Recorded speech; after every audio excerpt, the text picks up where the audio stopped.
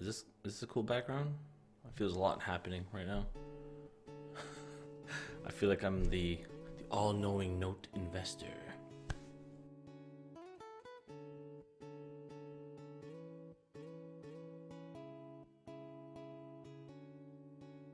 Hello everybody, my name is Jason Della Posta and I've been investing in notes for the last 3.5 years with my business partner Jordan Williams. We recently had a conversation and we wanted 2019 to be a big year for us, and one of the ways we're trying to make that happen is engaging with the community a little bit more. What everybody might be familiar with is a bunch of courses online. You could buy courses, text courses, you can read some books, and there are some YouTube videos out there.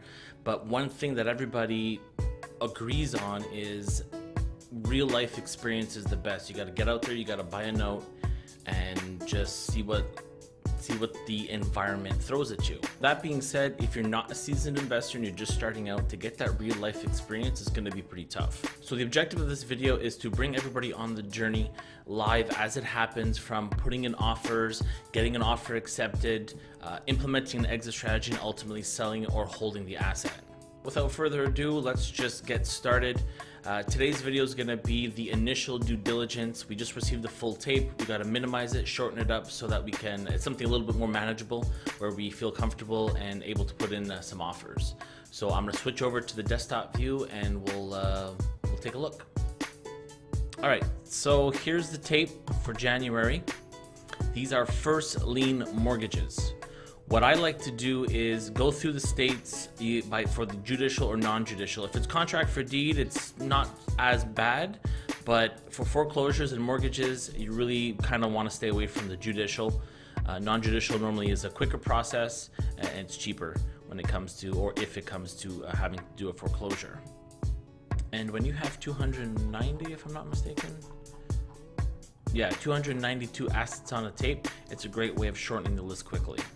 And to help that, I have a document that I pulled off of Realtor. Most of you will be familiar with this. It just shows the states, if it's judicial, the process period, how long it takes. I just went and did some research and I put on how much it costs approximately to do a foreclosure. So as an example, if you go to New York, it's 445 days and $7,400 to do a foreclosure. So that's probably a state that you'd want to shy away from. There are some exceptions like North Dakota, it's judicial only, but it only costs $4,000 and it's 150 days. So depending on the situation, the type of loan, or your position, you can adjust and apply this rule however you see fit. So now I'm just going to go ahead and organize the list if it's not already organized by state. And you can do a search for New York. There you go, and just highlight all the New York properties. There's a lot on this one. And remove it. And you carry on that process until it starts to become a little more manageable.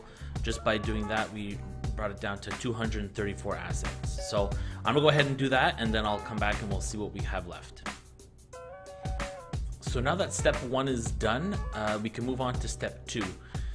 We have 110 assets left on the tape. Next thing I'd like to do is look at population. We don't like to buy anything below the 20,000 mark, just because if you do have to foreclose on the property and you have to try and resell it, it could be a little harder and it's going to stay longer on the market before actually selling. To check population, we used to use Google. However, I found a pretty good website, which I'll show you right now. It's called Area Vibes. Area Vibes is, killing two birds with one stone. You put in the address, initially it will give you the population, and then it'll actually give you a livability score. And a livability score, you can see it right here, a bunch of different algorithms, 7 different categories: education, employment, housing, weather, crime rates. So it's honestly an amazing tool. I'm not sure if that many people know about it. It's free also. So what you want to do now is go back to the tape, get an address. I already have one that I changed so that we can use for the demonstration. You drop it in, it compresses it, click on it right there. Second most important thing in this video is population. It shows it to you, and the added bonus, if you click on it, you have a livability score. The majority of these assets on recent tapes are going to be around 50, 60. That's the number that you're going to be getting, 50, 60. We try to get anything above the 70. So 85 is exceptionally high. So with that information, this property is something that I would leave on the tape. I would go and highlight it green, or whichever system works for you. We happen to use green. Darker green means better. Lighter green can mean not as good. And that's it. It's a little tedious, it takes a little bit of time, but you go through the entire tape, you check population, and you check that livability score, and you minimize it. So I'm going to do that now, again reducing the tape, and I'll be right back. Here we go. Here's the short list after minimizing it once again with the population and livability criteria. From here, we like to go ahead with the traditional methods of just taking an address. Here, I'll take one right here. And putting it in Google Street View. I'll move that. So here we go. 2012, it's not the most recent picture, but you kind of get an idea of what's going on in the area. The property had a lot of clutter, but across the street definitely is a new development. From there, you could go to Zillow or Realtor and do the same process. Drop in the address, get some basic information. And here we go. So this property is 4 bedrooms, 1.5 baths, 1,800 square feet, built 1963, and the lot 0.69 acres. All right, so now you go try to find some comparisons. We have 3 bedrooms right next door, 3 bedrooms, 2 baths, 1,200, sold for 200. Across the street, that's the new development, so it's kind of hard to compare with that. In the back, you have a 3 bedroom. See, so pretty much nothing sold below the $150,000 mark. 200,000 here. You have one currently for sale, 278. This is one of the newer properties, 1980. Okay. So here, it just shows that everything is selling. There is a healthy market in the area as well. You can go back to the tape and take a look at the information that you have.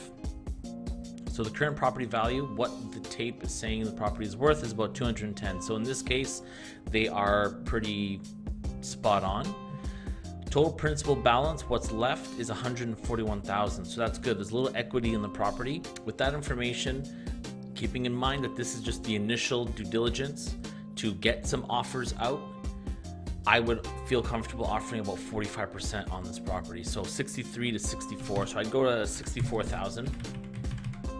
And there you go. You just go through that exact same process. You go to Zillow, you go to Realtor, you make sure that the property, the equity cushion can cover the unpaid balance. Now I'll go ahead and finish this process, putting in the rest of my offers, and I'll be right back and I'll see what we have. That's all done. Now you can see I have my offers in, ranging from the 64 down to about 22,500. I'll take all these offers now and send them to my contact. I'll see what offers are accepted. Most of these will probably come back countered, but from there you could dig down a little deeper. If it does come back countered significantly higher, you can either drop it from the list or try to see if there's a way to justify that price. The next step will be to order a BPO and an O&E report. However, I'll leave that for my next video. So that's it. I hope you enjoyed the video. If you have any questions or comments, please send me an email to this address right here, and I'll be more than happy to speak with you directly. This series of videos will follow the total length of the process. I'm not sure how many videos that will take, but I'm excited to share that with everyone. Like I said before, the next video will be when I receive the response on my offers, and I have to make a decision which asset to send a BPO and O&E report on. So in the words of Benjamin Franklin, an investment in knowledge pays the best interest. And until next time, take care.